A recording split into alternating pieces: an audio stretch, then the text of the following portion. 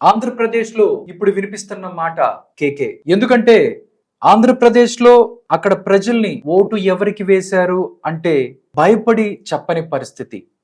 అలాంటి టైంలో ఇప్పటికి కూడా నార్మల్గా మనం అక్కడికి వెళ్ళి మీరు ఓటు ఎవరికి వేశారు అంటే ఎందుకులేండి ఎవరికోసం వేసాంలే అని అంటున్న పరిస్థితి.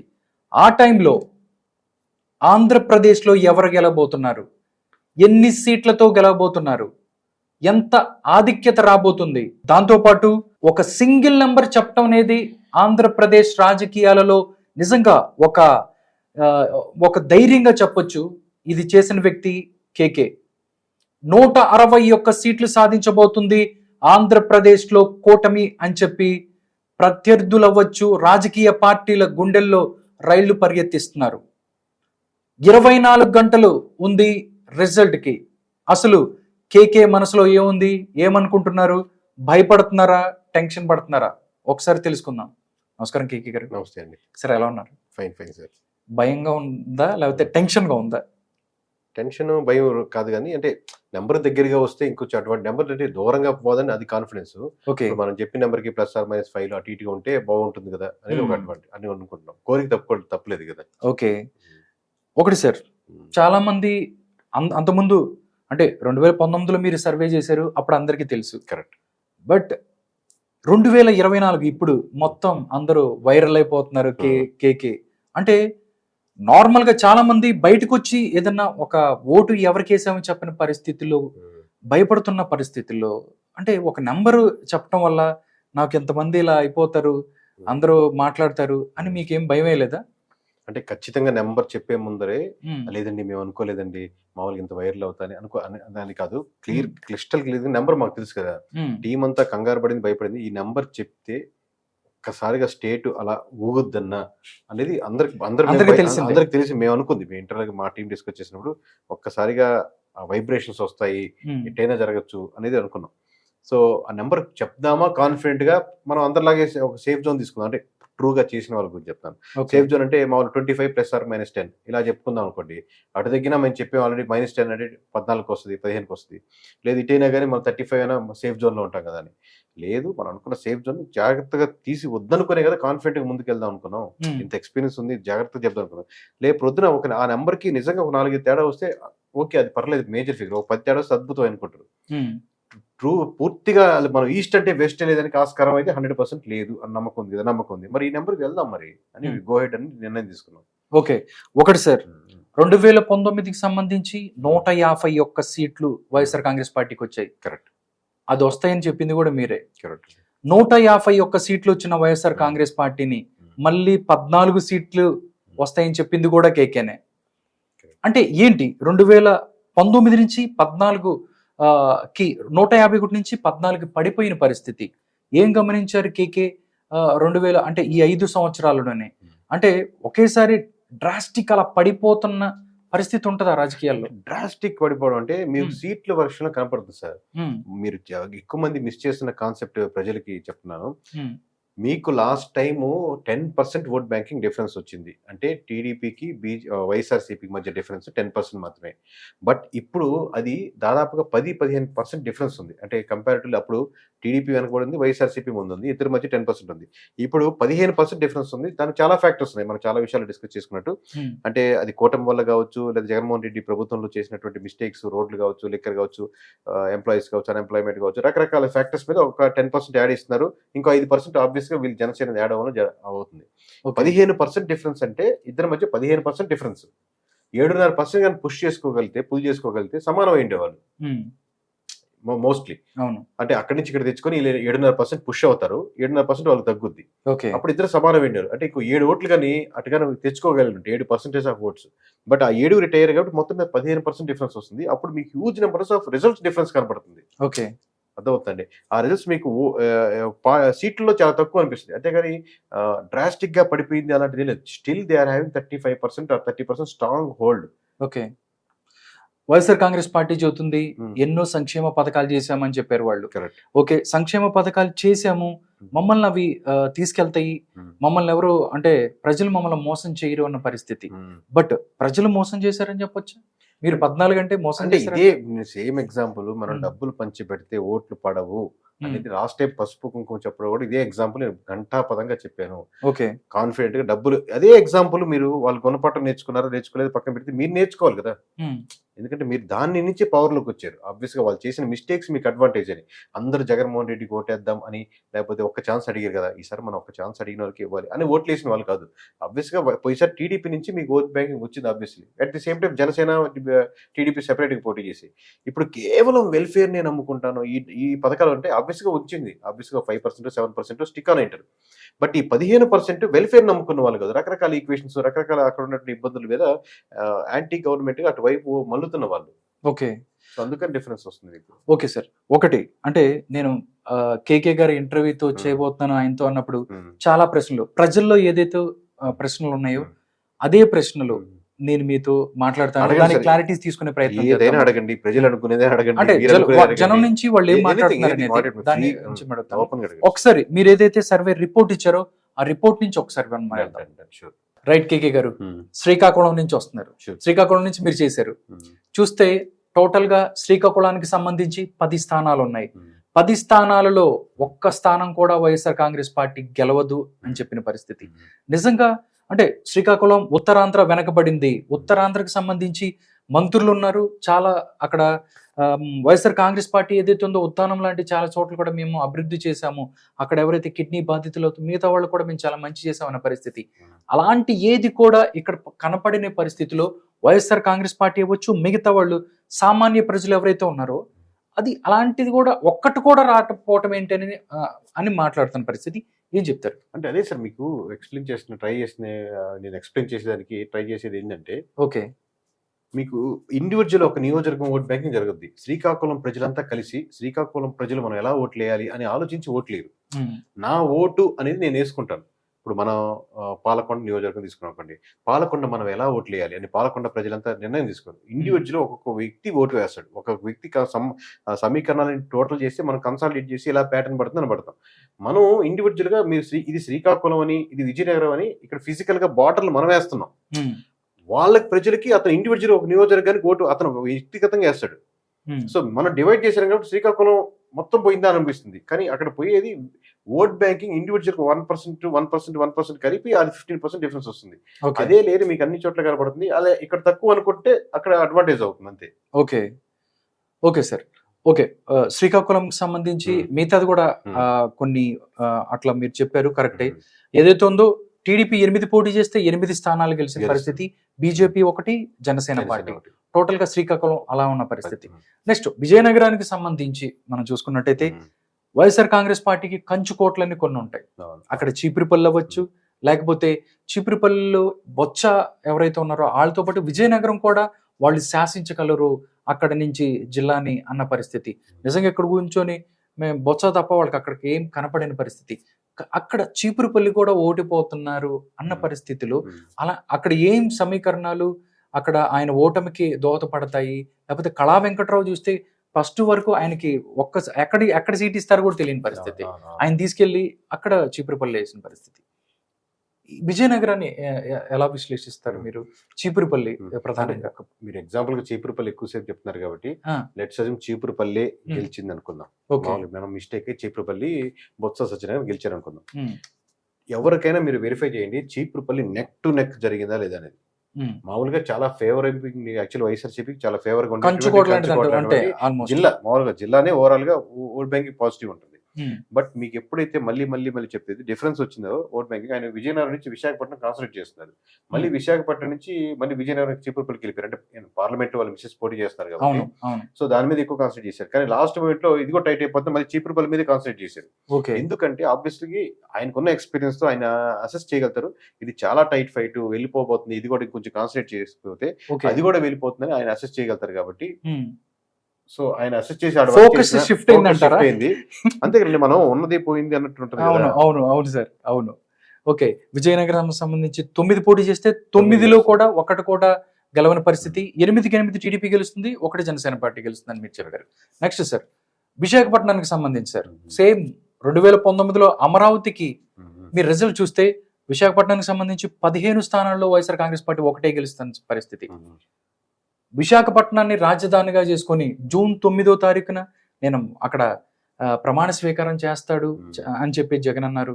అంటే 2019లో మంగళగిరికి సంబంధించో లేకపోతే రాజధాని ప్రాంతం ఉన్న తాటికొండలో ఎలాంటి పరిస్థితి జరిగిందో ఇప్పుడు కూడా అలాంటి ఈక్వేషన్స్ జరిగింది చెప్పొచ్చు. ప్రధానంగా విశాఖపట్నమే క్యాపిటల్ సిటీ, రాజధాని అనుకుంటే రాజధానిలో ఆయన ఎందుకు ఓడిపోతారు అనుకుంటే, పోయినసారి రాజధానిలో ఇదే మనం కేకే సర్వీస్ నుంచి గంటాపదంగా ప్రతి దగ్గర చెప్పాము, మంగళగిరిలో లోకేష్ ఓడిపోతారు. అదే రాజధానిలో అదే హెడ్ క్వార్టర్స్ ఉన్న దగ్గర కోరు అంటే మెయిన్ క్యాండిడేట్ అయినటువంటి లోకేష్ గారు ఓడిపోతున్నప్పుడు ఎంత గంటాపదంగా చెప్పాము. ఇప్పుడు అలాగే విశాఖపట్నం నుంచి అదే క్యాపిటల్ సిటీ అనుకుంటే దాంట్లో ప్రభావితం చూపించట్లేదు.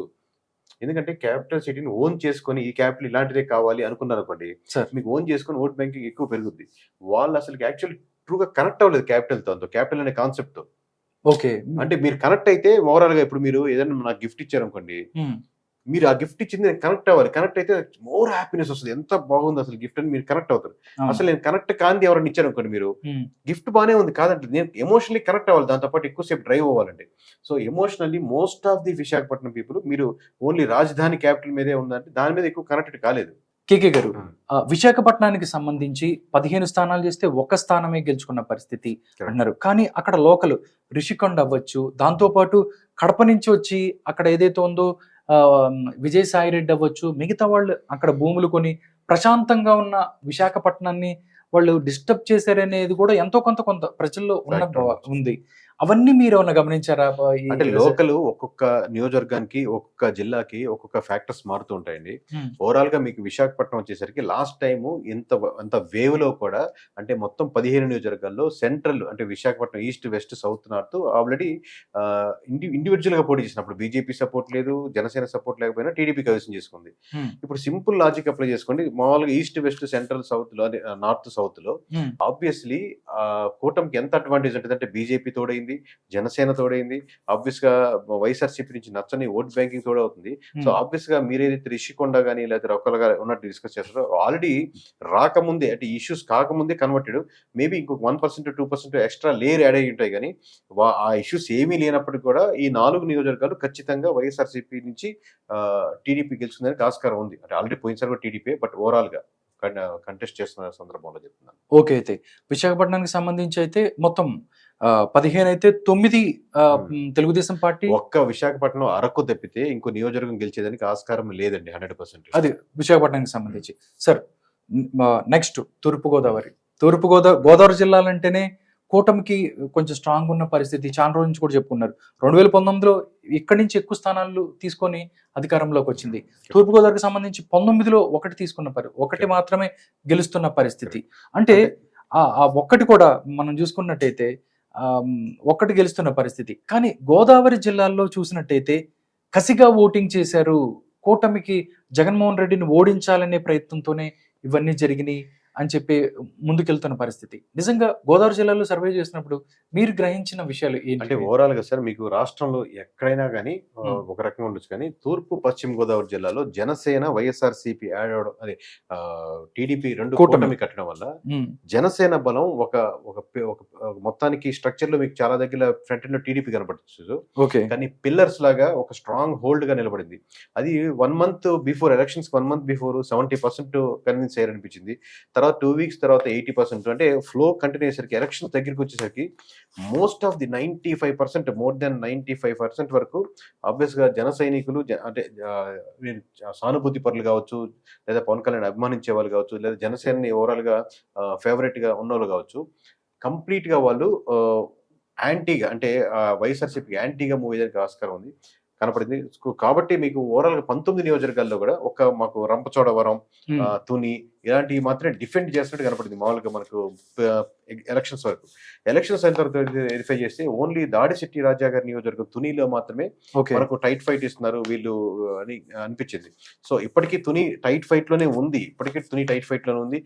వైఎస్ఆర్సీపీ ఆబ్వియస్ గా ఎడ్జ్ ఫేవర్ వైపు వెళ్తుందేమో అని ఒక అంచనాతో వేసింది. అంటే ఓవరాల్ గా కొన్ని నియోజకవర్గాలు మేము మళ్ళీ చెప్తాం, 14 నియోజకవర్గాల్లో 6 నియోజకవర్గాలు మాత్రమే కన్ఫర్మ్ సీట్లు, మిగతా 8 చోట్ల మేబీ అలా వాళ్ళకి ఆస్కారం ఉందేమో, వాళ్ళ ఎలక్షన్ ఇంజనీరింగ్ బాగా చేసినేమో, రకరకాల ఫ్యాక్టర్స్ అని ఆ ఎడ్జ్ ని ఒక వైపు తీసుకున్నాం. అలాంటిదే మీకు తుని నియోజకవర్గం తూర్పుగోదావరి జిల్లాలో ఓకే.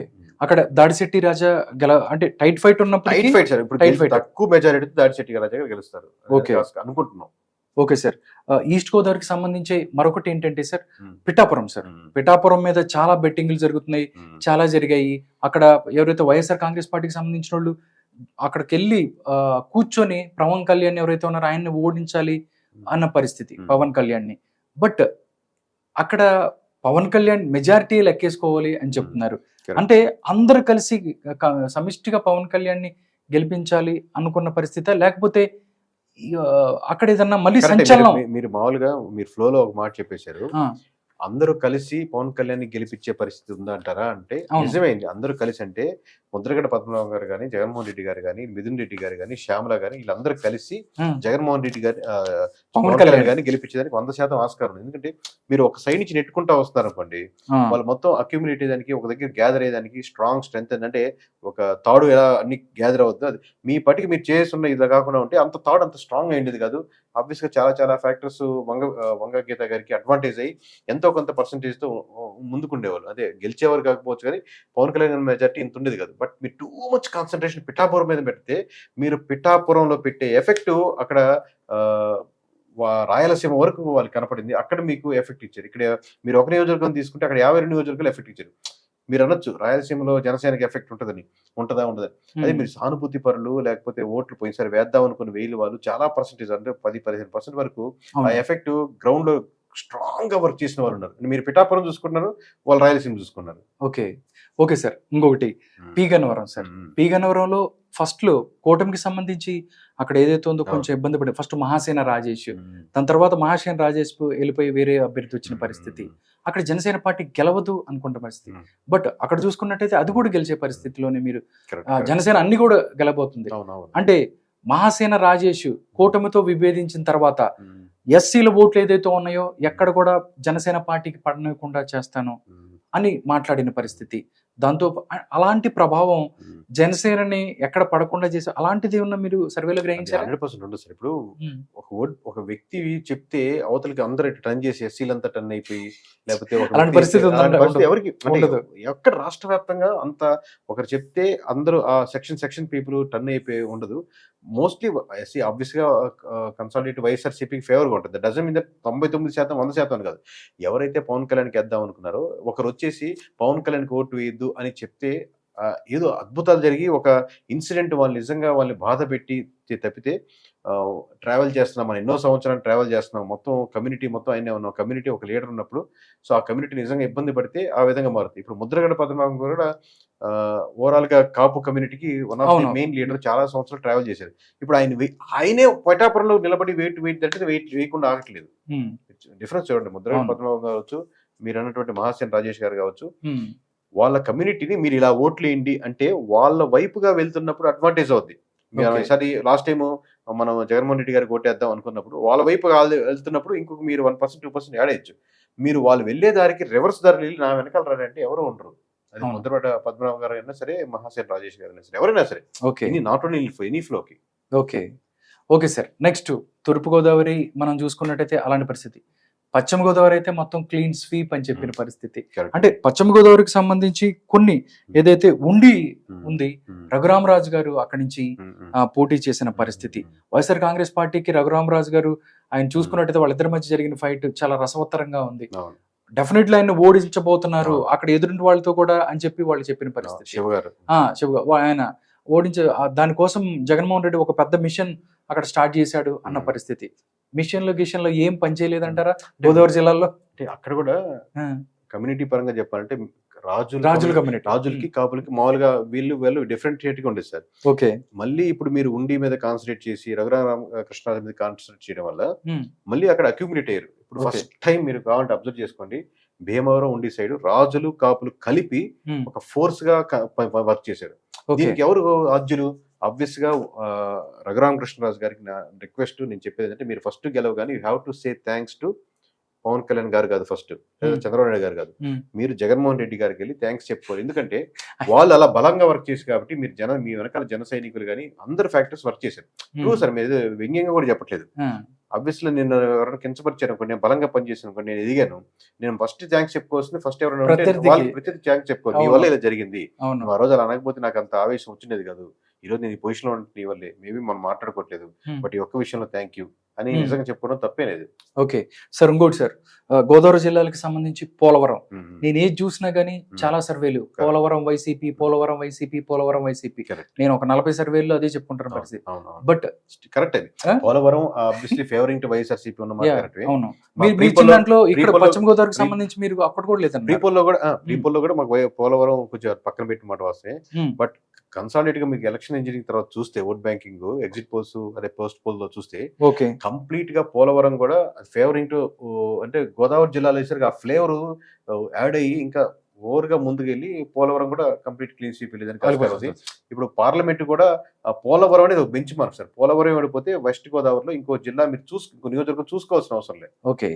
దాంతో పాటు దెందులూరు సార్, దెందులూరు కూడా మాక్సిమం టైట్ ఫైట్ అని చెప్పుకుంటూనే టైట్ ఫైట్ లో వైఎస్ఆర్ కాంగ్రెస్ పార్టీ ఎవరు కొట్టారు అబ్బాయి చౌదరి గెలుస్తాడని చెప్పిన పరిస్థితి.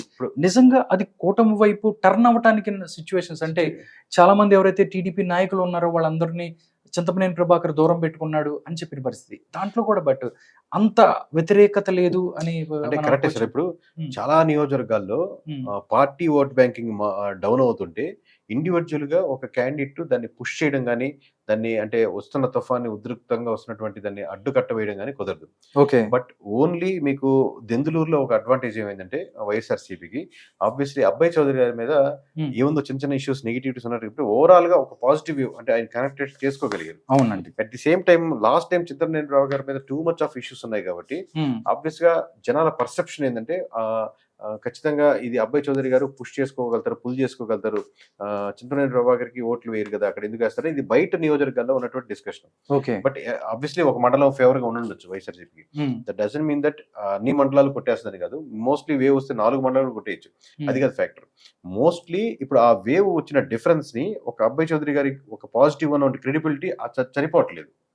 ఓకే, ఓకే, అదొక్కటే ఆ ఒక్క లేయరే చనిపోవట్లేదు. అదే పార్టీ నుంచి ఒక పాజిటివ్ వేవ్ రోడ్ల పరంగానో, ఎంప్లాయ్మెంట్ పరంగానో, లేకపోతే లిక్కర్ ఇష్యూస్ పరంగానో ఏదన్నా కొంచెం యాడ్ ఆన్ అయి ఉంటే చాలా ఫ్రీగా ముందు పశ్చిమ గోదావరి జిల్లా కొట్టే జిల్లా ఫస్ట్ మేబీ దెందులూరు అయ్యింది అట్లా అంటారు. ఓకే సార్, కృష్ణా జిల్లాకి వెళ్లే ముందు తూర్పు గోదావరి, పశ్చిమ గోదావరిలో కాపులు ఎక్కువ ఉన్న పరిస్థితి. కళ్యాణ్ దిలీప్ సుంకర ఎవరైతే ఉన్నారో మొదటి నుంచి కూడా జనసేన పార్టీ పవన్ కళ్యాణ్ కి పాజిటివ్ గా మాట్లాడుతున్న పరిస్థితి. ఎలక్షన్స్ కి 5 రోజులు 10 రోజుల ముందు వాయిస్ మారిపోయింది. మహాసేన్ రాజేష్ ఎలా అయితే ఉందో ఆయన కూడా వాయిస్ వైసీపీకి అనుకూలంగా మాట్లాడిన పరిస్థితి. మీరు ఆల్రెడీ ఇందాక చెప్పారు, ఒక వ్యక్తి ఎవరో మీరు ఇటందరూ వెళ్ళే పరిస్థితి కాకపోయినప్పటికీ ఎంతో కొంత ప్రభావం చూపే కళ్యాణ్ దిలీప్ సుంకర్ లాంటి కాపు నాయకులు ఎవరైతే మాట్లాడిన పరిస్థితిలో వైసీపీకి అనుకూలంగా అసలు కొంత కూడా అటు వెళ్ళిన పరిస్థితి లేదంటే తను అంటే పర్సెంటేజ్ అంటే ప్రభావితం చూపేంతగా లేదు. పర్సెంటేజ్ అంటే చాలా పెద్ద మాట సార్. వ్యక్తి అంటే తన చుట్టూ ఉన్న సమూహం, బంధువులు, తన కనెక్ట్ ఉన్న వాళ్ళు, ఫోన్ తో మాట్లాడగలిగిన వాళ్ళు, ఇది చిన్నది. పర్సెంటేజ్ అన్నప్పుడు మీకు 1% అంటే 2000 మంది అయిపోతారు. అవును, మొత్తం నియోజకవర్గంలో 2% అంటే 4000 మంది అయిపోతారు. సో 4000 మందిని అదే 5% ప్రభావితం చేయాలంటే 10,000 మంది అయిపోతారు. 5% అంటే 10,000 మంది ప్రభావితం చేయాలంటే అది చాలా ఫ్యాక్టర్స్ మార్చుకోవాల్సి వస్తుంది. సో మేబీ తన సర్కిల్లో తనతో పాటు ట్రావెల్ చేస్తున్న వాళ్ళు 100 మంది కావచ్చు, 200 మంది కావచ్చు, 500 మంది, 1000 మంది వరకు కూడా అంతవరకు ప్రభావితం చేయగలుగుతారు. Plus at the same time వాళ్ళతో ఉన్న వాళ్ళు కూడా తన సర్కిల్లో మోస్ట్లీ వైఎస్ఆర్సీపీ ఆల్రెడీ ఉన్న వాళ్ళు ఉండొచ్చు.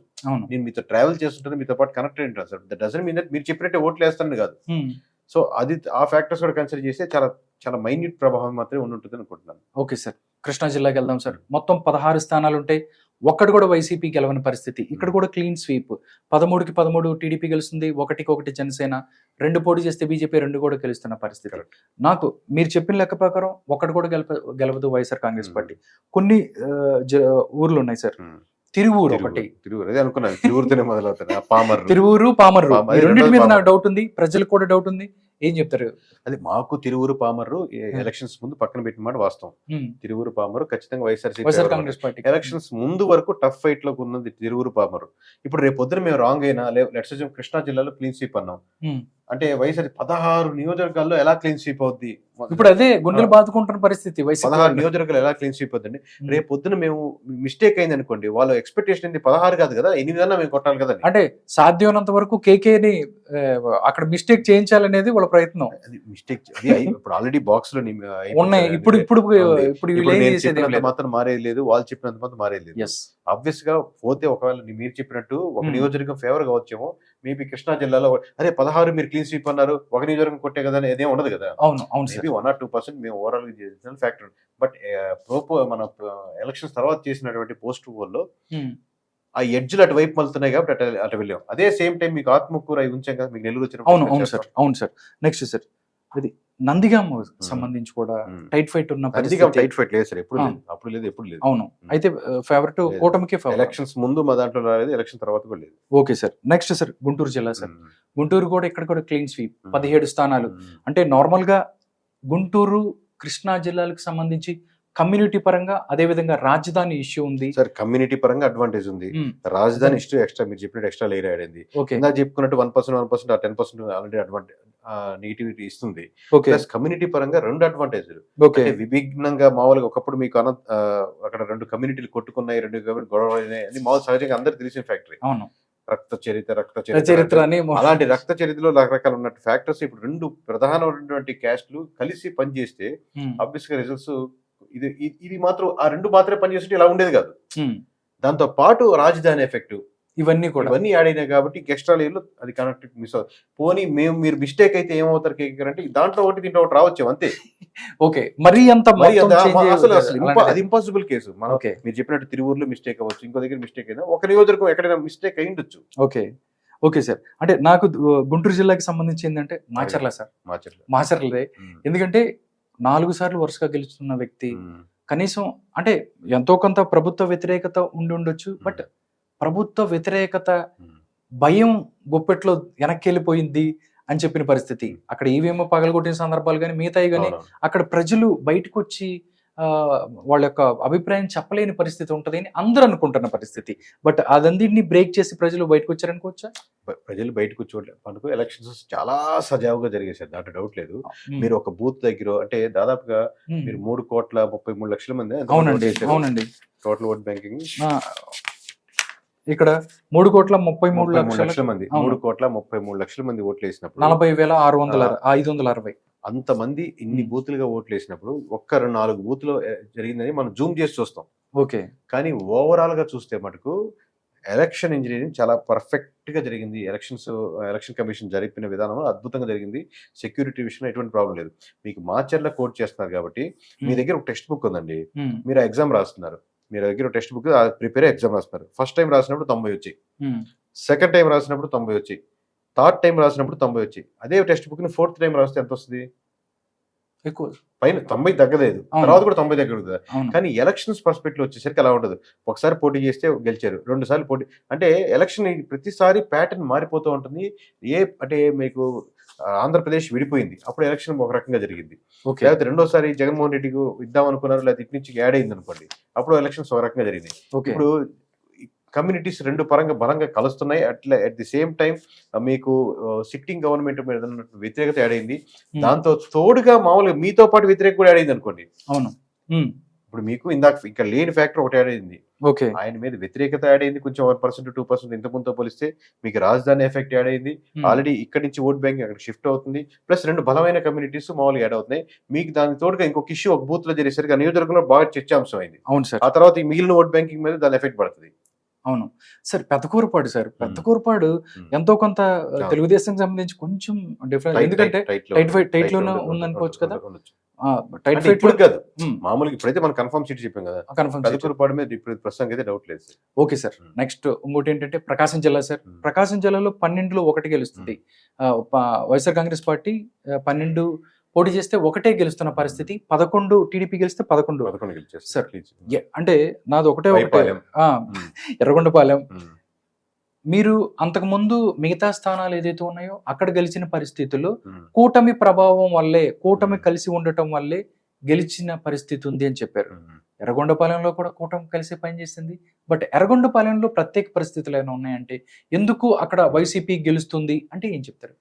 ఆబ్వియస్ గా సార్, ఎక్కడైనా మొత్తం ప్రతి విలేజ్ లో ఉంటుంది. కూటమి అనే ఎఫెక్ట్, పాజిటివిటీ ప్రతి దగ్గర ఉంటుంది. అట్లా అని చెప్పి అన్ని విలేజ్ లో ఉండవు. ఆ విలేజ్ లో ఉన్నటువంటి కమ్యూనిటీ పరంగా అడ్వాంటేజ్, అంటే థాట్ ప్రాసెస్ గా మనం డెవలప్ గా చెప్పుకుంటే, ఇక్కడ వైఎస్ఆర్సీపీ వాళ్ళు ఓట్ బ్యాంకింగ్ ఎక్కువ ఉంది అనుకున్నప్పుడు 1% 2% యాడ్ అయినా కానీ ఆ ఫేవరింగ్ గా మారుతుంది. రెడ్డి కమ్యూనిటీ కావచ్చు, ఎస్సీ కమ్యూనిటీ కావచ్చు, మాల కావచ్చు, ఈ కమ్యూనిటీస్ ఓవరాల్ గా చూస్తే ఈ కమ్యూనిటీస్ పరంగా ఎక్కువ ఉంది. అట్లా అని చెప్పి ప్రతి దగ్గర అదే ఉండదు. ఇప్పుడు దానికి అసోసియేటెడ్ గా ఉన్నటువంటి ఎవరు ఉంటారు, ఆ డామినేషన్ ఉంటే వాళ్ళు ఎఫెక్ట్ పడుతుంది. ఇప్పుడు ఎస్సీ కూడా అదే పర్సెంటేజ్ ఉండి కాపు కమ్యూనిటీ ఉన్నారనుకోండి, ఇప్పుడు కమ్యూనిటీ ఆబ్వియస్ గా వీళ్ళు ఇన్ఫ్లుయెన్స్ చేసేదానికి ఆస్కారం ఉంటుంది. వేరే ఎస్సీ నియోజకవర్గాలు కూడా కూటమి గెలుస్తున్నాం కదా, అలా కాకుండా ఒక ఎస్సీ నియోజకవర్గంలో కాపు కమ్యూనిటీ డామినెంట్ గా ఉంది అనుకోండి, దాంతో పాటు లేదా కమ్మ కమ్యూనిటీ డామినెంట్ ఉంది, వీళ్ళు ఇన్ఫ్లుయెన్స్ చేసి కొంచెం ఓట్ బ్యాంకింగ్ పుల్ చేయగలగలరు. అది only not only SC vote banking అని, బీసీ ఓట్ బ్యాంకింగ్ అని పుష్ దాని నుంచి లాక్కోగలరు. అక్కడ తక్కువ లాక్కోగలుగుతున్నారు కాబట్టి వైఫల్యం ఆగుతుంది. కేవలం కమ్యూనిటీ బేస్డ్ ఓట్ బ్యాంకింగ్ అన్ని చోట్ల పనికిరాదు. ఓకే, అన్ని చోట్ల కూడా ఇలాంటి పరిస్థితి. నెక్స్ట్ ప్రకాశం జిల్లాకి సంబంధించి మనం చూసుకున్నట్టు ఎర్రగొండపాలెంతో పాటు సార్ దర్శి బూచేపల్లి శివప్రసాద్ రెడ్డి, అక్కడ గొట్టిపాటి లక్ష్మి నడుస్తుంది. బూచేపల్లి శివప్రసాద్ రెడ్డి ఫ్యామిలీ చాలా రోజుల నుంచి అక్కడ చాలా స్ట్రాంగ్ ఉన్న ఫ్యామిలీ. అక్కడ స్ట్రాంగ్ అంటే ఇప్పుడు మీరు లక్ష్మి గారి వీళ్ళు కూడా గొట్టిపాటి ఫ్యామిలీ కూడా స్ట్రాంగ్ కాదు, తక్కువ కాదు కదా. ప్లస్ మీరు ఓట్ అదేమంటారు దాన్ని నామినేషన్ వేసినప్పుడు ఎంత మంది వచ్చారు చూసారు. సో అలా ఏమి ఉండదండి. స్ట్రాంగ్ ఫ్యామిలీ, వీక్ ఫ్యామిలీ కదా. ఆబ్వియస్లీ ఫ్యామిలీ మీకు అడ్వాంటేజ్ అవ్వచ్చు, 1 or 2% ఎక్స్ట్రా ఓట్ బ్యాంక్ తెచ్చుకోవచ్చు.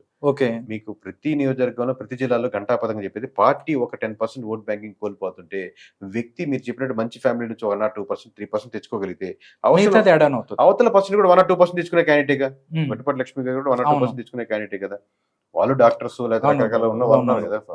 సో ఆ పాజిటివ్ యాడ్ అయితే మీకు 1 or 2% యాడ్ అయ్యి మీకు సమానం అవుతుంది ప్రతి. సో పార్టీ యొక్క నేటివిటీ ఓట్ బ్యాంకింగ్ మీద ఓడిపోతుంది. ఓకే సార్, చీరాల ఒకటి సార్, త్రిముఖ పోటీ చీరాల్లో ఆమంచి కృష్ణమోహన్. చీరాల త్రిముఖ పోటీ ఏం లేదు సార్, మామూలుగా ఆబ్వియస్ ఆమంచి గారు అంటే నేను చాలా సర్వేలు చెప్పాను. ఆమంచి గారు గట్టి క్యాండిడేట్. దాంట్లో డౌట్. త్రిముఖ పోటీ ఏంటంటే మీకు 30, నాకు 30, ఆయన 40 అంటే బాగా టైట్ జరిగినట్టు. ఆయన 10-15 వేలు లోపల ఆగిపోతున్నారు అనుకోండి, ఆబ్వియస్ గా పర్స్పెక్టివ్ లో త్రిముఖ పోటీ జరిగింది అనుకుంటారు. కానీ మోస్ట్ ఆఫ్ ది పీపుల్ వీళ్ళిద్దరిలో ఎవరు కోటేద్దామని డిసైడ్ అయిపోయారు. ఇప్పుడు ఆమంచి గారు ఇంతకుముందు ఇండిపెండెంట్ గా కూడా గెలిచిన క్యాండిడేట్ అని డౌట్. కానీ అదే పరిస్థితులు ప్రస్తుతానికి ఉండవు కదా.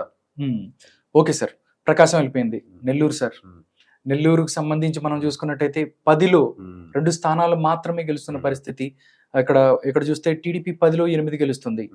నిజంగా నెల్లూరు వైఎస్ఆర్ కాంగ్రెస్ పార్టీకి 2024 అంతకుముందు కంచుకొట్టుకుంది, బట్ ఇప్పుడు మాత్రం ఒక కోలుకోలేని దెబ్బ కొట్టింది అనుకోవచ్చు సార్. అంటే ఇప్పుడు నెల్లూరులో కూడా మీకు ఆత్మకూరు, ఇంకోటి అండి ఆత్మకూరు తర్వాత ఇది సర్వేపల్లి, అలాగే సులూరుపేట కూడా కొంచెం టైట్ గా ఉంది. ఈ 3 మాకు టైట్ గా అనిపించింది. తర్వాత ఎలక్షన్ తర్వాత అబ్జర్వ్ చేశాక సులూరుపేట ఎడ్జ్ కూటమి వైపు మళ్తుంది. ఇది ఇంకా టైట్ గానే ఉంది. ఓకే, స్టిల్ ఆత్మకూరు, సర్వేపల్లి చాలా టైట్ గానే ఉంది. ఇప్పుడు టైట్ గా ఉన్నాయి వైఎస్ఆర్సీపీ ఖాతాలో క్లియర్ గా చెప్తున్నా ఓపెన్ గానే. టైట్ గా ఉన్నాయి. ఎటువైపు మొగ్గు చూపట్టదు, ఎట్లా టైట్ గా ఉంది. సరే ఇటువైపు మీరు ఈ జాలి పడటమే వాళ్ళకి నచ్చట్లేదు.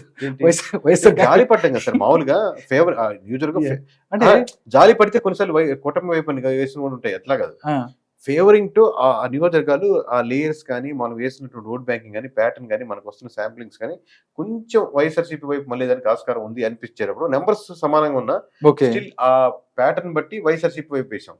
రేపు పొద్దున మేము అనుకున్నట్టు సులూరుపేట ఒకటి గెలిచి అటువైపు మిస్ అయింది అనుకోండి, సులూరుపేట కూడా గెలిచి మీకు ఆత్మకూరులో ఒకటి పోయి, లేదా సర్వేపల్లి గెలిచేయచ్చు, లేదా సర్వేపల్లి గెలిచేసి ఆత్మకూరు ఓడిపోయి ఇంకోటి గెలవచ్చు. ఓవరాల్ 2 నెంబర్ మారదు అంతే. మిగతా అన్ని కూడా సేమ్ అలాగా ఉన్న పరిస్థితి. నెక్స్ట్ సార్ చిత్తూరుకి వెళ్దాం. చిత్తూరు కూడా చూసినట్టయితే 14లో పోటీ చేస్తే వైఎస్ఆర్ కాంగ్రెస్ పార్టీ కేవలం 3, 13లో పోటీ చేస్తే టీడీపీ 10, జనసేన 1 గెలుస్తున్న పరిస్థితి. ఫస్ట్ నుంచి తంబాలపల్లి మీద చిత్తూరుకి సంబంధించి టైట్ ఫైట్ ఉంటది అన్న పరిస్థితి ఉంది సార్. టైట్ ఫైట్ లోనే ఇక్కడ ఖచ్చితంగా ఇటువైపు మళ్ళీ దానికి. ఓకే, ఒకసారి చిత్తూరు, అదే విధంగా అనంతపూర్ సార్. అనంతపూర్ లో అయితే ఎవరికి ఏం డౌట్ లేని పరిస్థితి సార్. ఎందుకంటే అక్కడ అనంతపూర్కి సంబంధించి 14లో మా పోటీ చేస్తే 1 సీటు కూడా రాని పరిస్థితి. దానికి సంబంధించి ఏం చూశారు అక్కడ? ఎప్పుడు కూడా 2019 నుంచి కూడా కంచుకోటగా ఉన్న పరిస్థితి టీడీపీకి. డెఫినెట్లీ ఇంకా ఇప్పుడు వేవ్ ఇంకా ఉంది కాబట్టి మొత్తం క్లీన్ స్వీప్ చేస్తుంది అంటే అలాగే జరిగింది 100% అనుకోవచ్చా? ఎందుకంటే 14 నియోజకవర్గాల్లో సార్. ఇప్పుడు ధర్మవరం కేతిరెడ్డి గారికి చాలా పాజిటివ్ ఉంది. ఫస్ట్ మనం చెప్పిందంటే ఎలక్షన్స్ ముందర అవును. ఇక్కడ ధర్మవరంలో కేతిరెడ్డి గారు గెలుస్తున్నారు అని కాన్ఫిడెంట్ గా చెప్పాం. ఆ, లాస్ట్ లో మాకు డౌట్ ఇఫ్ కండిషన్ కూడా ఇఫ్ కేస్ ధర్మవరంలో కూడా ఆయన ఓడిపోతున్నారు అంటే ఇంకా ఎలక్షన్ జరగలేదు, ఎలక్షన్స్ ముందు చెప్తున్నాను ఓకే. ఎందుకంటే ఇంకా వారం 10 రోజులు ఉండగా ఇన్ కేస్ ధర్మవరంలో కూడా ఆయన ఓడిపోతున్నారు అంటే ఓకే. ఖచ్చితంగా అనంతపురంలో ఇంకో సీట్ గెలవదు అని. ఉమ్, సో కాన్ఫిడెంట్ గా చెప్పింది కూడా మేము వెనక్కి తీసుకోవాల్సి వచ్చింది. ఎందుకంటే లాస్ట్ ఫైనల్ ఏంటి, ఎలక్షన్స్ ముందు చాలా ఫైనల్ గా చెప్పగలుగుతాం, కానీ పోస్ట్ పోల్ చేసే కొన్ని వెరిఫికేషన్స్ మారిన నియోజకవర్గం ఆ ధర్మవరం కూడా మారింది, ఓకే. అందుకని క్లీన్ స్వీప్ అయింది. లేకపోతే ధర్మవరం ఒకసారి ఆగుండేది. దాంతోపాటు తాడిపత్రి కూడా సేమ్, పెద్దారెడ్డి కూడా సేమ్ అలాంటి ఉన్న పరిస్థితి, అది కూడా దీంట్లోకి అదే లేదు సార్, అదే లేదు, అది అదైతే కాదు. క్లీన్ లో ఉంది. Clean లో ఉంది. Okay sir. అయితే అనంతపురం అయిపోయింది. కడప సార్, కడపలో కూడా అంటే మిగతా జిల్లాలు ఎలా ఉన్నాయి కానీ 10లో పోటీ చేస్తే కేవలం 3.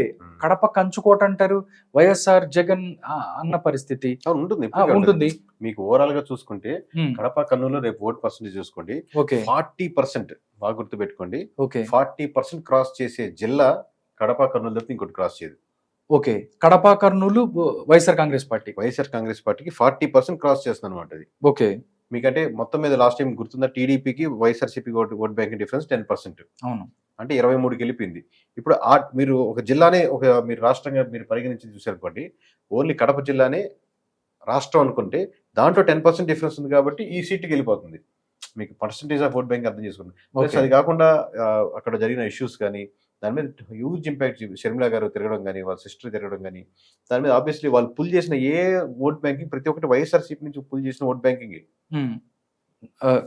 కర్నూలు జిల్లాకి సంబంధించి నందికొట్కూరు యాడ్ చేసిన పరిస్థితి, అంటే టైట్ ఫైట్ లో కూడా మీరు యాడ్ ఫైట్ చేసిన లో పరిస్థితి. ఉంది. ఆబ్వియస్ గా ఎటువైపు దాని డిసిషన్ తీసుకోలేని పొజిషన్ ఉంది. ఓకే. సో దాన్ని ఇంకా వైఎస్ఆర్సీపీ ఖాతాలో వేసాం. ప్లస్ సమీకరణ అంటే ఎస్సీ నియోజకవర్గం, రకరకాల ఫ్యాక్టర్స్ మనకు మనం వెరిఫై చేయలేదు, ఒక 2-3 వేలు ఇట్లా పడేదానికి ఆస్కారం ఉందిలే అని నందికొట్కూరు సేఫ్ గా వైఎస్ఆర్సీపీ ఖాతాలో వేసాం. మేబీ రేపు పొద్దున్న నందికొట్కూరు కూడా లూజ్ అవ్వచ్చు. ఓకే. కేకే గారు, మొత్తం సీట్లు చూసుకున్నట్టయితే 175లో పోటీ చేస్తే 14 సీట్లు మాత్రమే గెలిచిన పరిస్థితి. ఎర్రగొండపాలెం, పొంగనూరు, బద్వేలు, పులివెందుల, ఆదోని, ఆలూరు. టైట్ ఫైట్ కి సంబంధించి మనం చూస్తే అరకు, తుని, ఆత్మకూరు, సర్వేపల్లి, దాంతోపాటు చంద్రగిరి. ఇందాక ఒక్కటి కూడా నేను అడుగుతాను సార్, చంద్రగిరి కూడా పులవర్తినాని చాలా ఫైట్ అన్న. చంద్రగిరి చాలా టైట్ ఫైట్. వైఎస్ఆర్సీపీకి ఎంత అవకాశం ఉందో కూటమి కూడా కూటమి కూడా అవకాశం ఉంది, దాంట్లో డౌట్ లేదు. ఓకే. మేము చెప్పాం కదండి, మొత్తం 14 ఇచ్చారు అంటున్నారు. 14లో మేము డివైడ్ చేసి క్లియర్ కట్ గా చూసాము.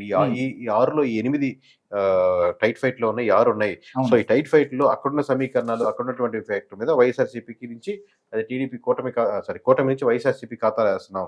ఓకే. రేపు పొద్దున ఇంకో 4 నియోజకవర్గాలు అలాగే మేము మిస్ అవ్వచ్చు, అలాగే 2-3 నియోజకవర్గాలు దీంట్లో మిస్ అవ్వచ్చు. ఓకే. క్లియర్ కట్ గా ఈ 6 మారవని నియోజకవర్గాల పేరుతో సహా చెప్పాం. అలాగే స్టార్టింగ్ లో 97 నియోజకవర్గాల పేర్లతో సహా చెప్పాం ఏ మారవ అనేది. అవును. ఓకే సార్, మొత్తంగా చూస్తే 161 అనేది నెంబర్ సార్. నిజంగా చాలా మంది నిజంగా మీరు చెప్పేది నమ్ముతున్నప్పటికీ ఏదో కొంత చిన్న భయం, మహా అయితే 1-2 సీట్లు అటు ఇటు అయ్యే అవకాశం ఉండదు అంటే మీరు ఒప్పుకుంటారు? ఓకే. సింగిల్ ఆబ్వియస్ గా నేను 100% రైట్ అవ్వాలంటే చాలా క్లిష్టమైన ఫ్యాక్టర్స్ ఉన్నాయి. ఎందుకంటే టీడీపీ చెప్పిన నెంబర్ కరెక్ట్ అవ్వాలి, అవును, వైఎస్ఆర్సీపీ చెప్పిన నెంబర్ కరెక్ట్ అవ్వాలి, జనసేన నెంబర్ చెప్పిన కరెక్ట్ అవ్వాలి, బీజేపీ నెంబర్ కూడా కరెక్ట్ అవ్వాలి. ఈ ఏ ఫ్యాక్టర్ లో 2-3 మిస్ అయితే ఇప్పుడు టీడీపీ 2-3 లాస్ అయింది అనుకోండి, అవి ఆబ్వియస్లీ వైఎస్ఆర్సీపీకి యాడ్ అవుతాయి అక్కడ కంటెస్ట్ చేసింది. ఓకే. సో ఒకటి ఇంకో దాని మీద ఎఫెక్ట్ ఇస్తుంది ఆబ్వియస్లీ. సో ఒక ఫ్యాక్టర్ మీద ఆగదు, నేను పోతే 2-3 నియోజకవర్గాలు అన్ని దాంట్లో 4 తేడా వస్తాయి. ఓకే. అంతేగాని హ్యూజ్ గా ఇటు నుంచి ఇటు తూర్పు అట్లా పరిస్థితి. దాంతో పాటు మీరు పార్లమెంట్ స్థానాల్లో 25కి 25 ఇచ్చిన పరిస్థితి. నా డౌట్ 2 ఉన్నాయి సార్. ఆ 2 మీరు కడప ఒకటి, కడప టీడీపీ ఎలా గెలుస్తుంది? కడప, రాజంపేట, అరకు అవును సార్, నేను ఆ 3 నాకు డౌట్. ఎవరికైనా అంటే క్లోజ్ గా అబ్జర్వ్ చేసినందుకు అంటే మీరు 22 పార్లమెంట్ వదిలేసారు అనుకుంటారేమో. ఆబ్వియస్ గా 22 పార్లమెంట్ ఫేవరెట్ కూటమి ఉన్నాయి. ఈ 3 పార్లమెంట్ ఆబ్వియస్ గా మేము ముందు కూడా అరకును ఆపాం, మనకు రాజంపేట ఆపాం, తర్వాత కడప ఆపాం. అరకు, కడప, రాజంపేట ఆపాం. ఓకే. బట్ పోస్ట్ పోల్ తర్వాత ఫస్ట్ పక్కన పెట్టింది రాజంపేట. రాజంపేట ఫేవరింగ్ గా ఉంది పక్కన పెట్టారు. క్రాస్ ఓటింగ్ ఎక్కువ జరగలేదు, ఫేవరింగ్ టు కూటమని. మీరు ఒకటి గుర్తుపెట్టుకోండి సార్, 7 ఎందుకంటే సార్ ఒకటి సార్, మిథున్ రెడ్డి చాలా స్ట్రాంగ్, పొంగనూరు అనగానే పెద్దిరెడ్డి రామచంద్రరెడ్డి, చిత్తూరు అవ్వచ్చు, మొత్తం కూడా వాళ్ళ చేతిలో కలిగిన పరిస్థితి. అంటే అక్కడ వాళ్ళు మొత్తం నడిపిస్తారు, కను సైకిల్తో శాసిస్తారు, అలాంటిది ఏం కనిపించలేదు సార్ మీకు? కను సైకిల్తో శాసించేది, లేకపోతే ఇట్లా ఓట్లు వేయించేసేది, ఇలాంటి ఓట్లు వేసేది అట్లా ఏం ఉండవు సార్. అది ఓవరాల్ ఓట్లు వాళ్ళు ఎవరికి వేయాలని ఓట్లు వేస్తారు. మిథున్ రెడ్డి గారు ఇంకా పిఠాపురంలో ఎక్కువ టూ మచ్ ఆయనకి ఇవ్వడం వల్ల ఆయన మిథున్ రెడ్డి గారు ఓడిపోవడానికి ప్రధాన కారణం జగన్మోహన్ రెడ్డి గారు. ఓకే, ఎందుకంటే మిథున్ రెడ్డి గారిని మీరు పూర్తిగా ఇన్ఛార్జ్ ఆడిచ్చారు, ఆయన ఎక్కువ కాన్సన్ట్రేషన్ పిఠాపురం పెట్టినారు. ఎప్పుడైతే మిథున్ రెడ్డి గారు అక్కడ కాన్సన్ట్రేట్ చేస్తున్నారు అనుకున్నాను, ఇక్కడ నియోజకవర్గంలో ఉన్నటువంటి ఒక సెక్షన్ ఆఫ్ పీపుల్ ఆబ్వియస్ గా ఆయన ఎక్కువ కాన్సన్ట్రేట్ చేసి ఇంకో 10 మంది చేత ఓట్లు ఎక్కువ వేయించారు. క్రాస్ ఓటింగ్ కూడా ఎక్కువ జరగలేదు. సో అదొకటి పక్కన పెట్టాం. మీకు కడప, అరకులో చాలా మిక్స్డ్ క్రాస్ ఓట్ బ్యాంకింగ్ ఉంటుంది. మీకు అరకులో చూస్తే 11 మండలాలు దాకా ఉంటాయి. దాంట్లో మళ్ళీ 15-18 వరకు కంటెస్ట్ చేస్తా ఉంటారు. దాంట్లో బీఎస్పీ ఓట్ బ్యాంకింగ్ పడుతుంది, మళ్ళీ రకరకాల mixed combination. But still average గా తీసుకున్నప్పుడు కూటమి వైపే మొగ్గు చూస్తున్నారు అనిపించింది.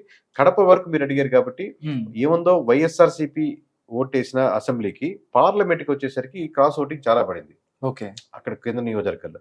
సో ఆ క్రాస్ ఓటింగ్ వెళ్తున్నప్పుడు వాళ్ళకి 2 ఆప్షన్స్ ఏంటంటే, ఒకటి షర్మిలా గారికి ఇచ్చు, లేదా టీడీపీకి ఇచ్చు. సో 50-50గా అనుకున్నప్పటికి కూడా అటు ఇటుగా అనుకున్నాను. ఎందుకంటే కొంతమంది షర్మిలాకి వేయాలని, కొంతమంది ఇటు వేద్దాం అనుకున్నప్పటికి కూడా కొద్దిగా 30 వర్స్ట్ కేసులో 70-30 వేసినా కూడా 30% యాడ్ అయినా కానీ వీళ్ళకి అడ్వాంటేజ్ అవుతుంది.